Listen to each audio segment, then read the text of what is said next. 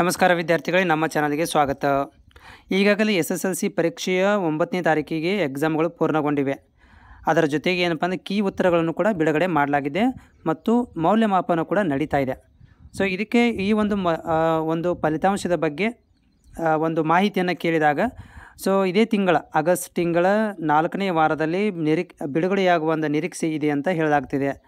SSLCಯಲ್ಲಿ ನೇರ ಎಕ್ಸಾಮನ್ನು ಬರೆದಿರುವಂತಹ ವಿದ್ಯಾರ್ಥಿಗಳು ಸೊ ಆಗಸ್ಟ್ ತಿಂಗಳ 4ನೇ ವಾರ ತನಕ ನೀವು ಕಾಯಬೇಕಾಗತ್ತೆ. ಸೊ ಮಾಹಿತಿ ತಿಳಿದು ಬಂದಂತೆ ಈಗಾಗಲೇ ವ್ಯಾಲ್ಯುವೇಷನ್ಸ್ ಆರಂಭವಾಗಿದೆ. ಎಲ್ಲ ನಿಮ್ಮ ಉತ್ತರ ಪತ್ರಿಕೆಗಳನ್ನು ವ್ಯಾಲ್ಯುವೇಷನ್ ಮಾಡಲಾಗ್ತಿದೆ.